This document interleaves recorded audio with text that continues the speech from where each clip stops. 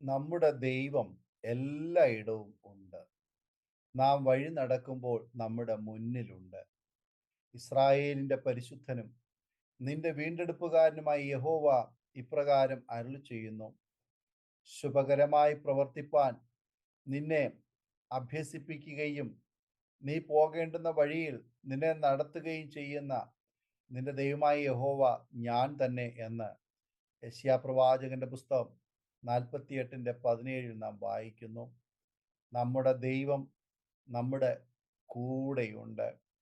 കഷ്ടപ്പാടുകളുടെ കടന്നു പോകുമ്പോൾ ദൈവം നിന്നിൽ നിന്നും മറഞ്ഞിരിക്കുന്നവനല്ല. യെരൂശലേമ്യരായ സിയോൻ നിവാസികളെ, ഇനി കരഞ്ഞുകൊണ്ടിരിക്കേണ്ട. നിങ്ങളുടെ നിലവിളിയുടെ ശബ്ദത്തിങ്കൽ അവന് നിശ്ചയമായിട്ട് കരുണ തോന്നും. അത് കേൾക്കുമ്പോൾ തന്നെ അവൻ ഉത്തരമരുളും. കർത്താവ് നിങ്ങൾക്ക് കഷ്ടത്തിൻ്റെ അപ്പവും ഞെരുക്കത്തിൻ്റെ വെള്ളവും മാത്രം തന്നാലും ഇനി നിന്റെ ഉപദേഷ്ടാവ് മറഞ്ഞിരിക്കുകയില്ല. നിന്റെ കണ്ണ് നിന്റെ ഉപദേഷ്ടാവിനെ കണ്ടുകൊണ്ടിരിക്കും. നിങ്ങൾ വലത്തോട്ടോ ഇടത്തോട്ടോ തിരിയുമ്പോൾ വഴി ഇതാകുന്നു, ഇതിൽ നടന്നുകൊള്ളുവീൻ എന്നൊരു വാക്ക് പുറകിൽ നിന്ന് കേൾക്കും എന്ന് യെശയ്യാപ്രവാചകന്റെ പുസ്തകം 30-ാം 19 മുതൽ 21 വരെയുള്ള ഭാഗത്ത് വായിക്കുന്നു.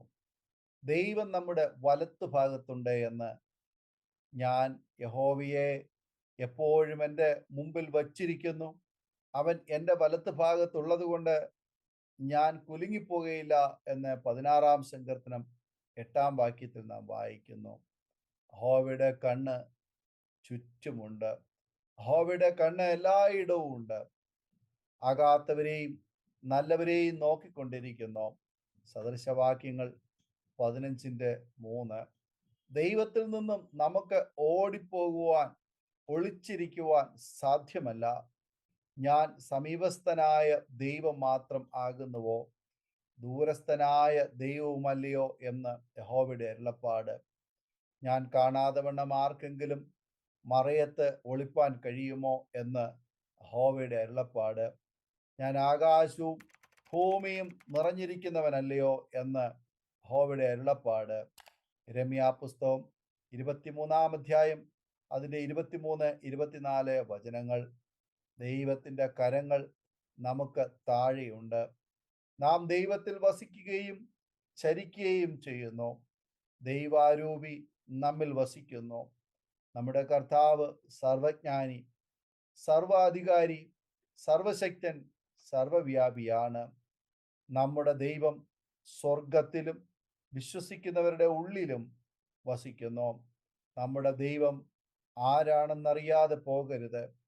ദൈവത്തിനെക്കുറിച്ച് ആഴമായി അറിഞ്ഞ പൗലോസ് ഇങ്ങനെ റോമാലേഖനം 11-ാം അധ്യായം 33 മുതൽ 36 വരെയുള്ള വാക്യങ്ങളിൽ പറഞ്ഞു: ദൈവത്തിൻ്റെ ധനം, ജ്ഞാനം, അറിവ് എന്നിവയുടെ ആഴമേ, അവൻ്റെ ന്യായവിധികൾ എത്ര അപ്രമേയവും അവൻ്റെ വഴികൾ എത്ര അഗോചരവും ആകുന്നു.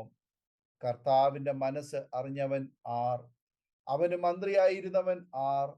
അവന് വല്ലതും മുമ്പേ കൊടുത്തിട്ട് പ്രതിഫലം വാങ്ങുന്നവൻ ആർ? സകലവും അവനിൽ നിന്നും അവനാലും അവങ്കലേക്കും ആകുന്നുവല്ലോ. അവന് എന്നേക്കും മഹത്വം. റോമാലേഖനം 11-ാം അധ്യായം 33 മുതൽ 36 വരെയുള്ള വചനങ്ങൾ. ഈ ദൈവം നമ്മെ സംരക്ഷിക്കുവാൻ നമ്മുടെ ചുറ്റും ഉണ്ട്. ആ ദൈവത്തിന് എന്നേക്കും മഹത്വം ഉണ്ടായിരിക്കുമാറാകട്ടെ. ആമേൻ. ഈ വചനങ്ങളാൽ ദൈവം നമ്മെ അനുഗ്രഹിക്കട്ടെ. ഓർമ്മയുടെ മനോരഥത്തിൽ മായാത്ത ഓർമ്മയ്ക്കായി അരോമ മാട്രിമോണിയിൽ നിന്നും ജീവിത പങ്കാളിയെ കണ്ടെത്തൂ. നിങ്ങൾ ഒരു ക്രിസ്തീയ ജീവിത പങ്കാളിയെ അന്വേഷിക്കുകയാണോ? അതോ മക്കൾക്ക് അനുയോജ്യമായ ഒരു തക്ക തുണയ്ക്ക് വേണ്ടി പ്രാർത്ഥിക്കുന്ന വ്യക്തിയാണോ? എങ്കിൽ അരോമ മാട്രിമോണി നിങ്ങൾക്ക് വേണ്ടിയാണ്. ഇന്നു തന്നെ സൗജന്യമായി രജിസ്റ്റർ ചെയ്യൂ. അരോമ മാട്രിമോണിയുടെ പ്രത്യേകതകൾ: രജിസ്ട്രേഷൻ തികച്ചും സൗജന്യം. ലോകത്തെവിടെയുമുള്ള അനുയോജ്യമായ ക്രിസ്തീയ ജീവിത പങ്കാളിയെ തിരഞ്ഞെടുക്കാം. വിവാഹം നടക്കുന്നതുവരെ സർവീസ് ലഭിക്കുന്നു. ഏറ്റവും ചെറിയ പാക്കേജുകളും തിരഞ്ഞെടുക്കാം. അരോമ മാട്രിമോണി നിങ്ങൾക്കായി ഒരുക്കുന്നു വിവാഹം പരമാനന്ദം. Email aroma matrimony 2020 @gmail.com.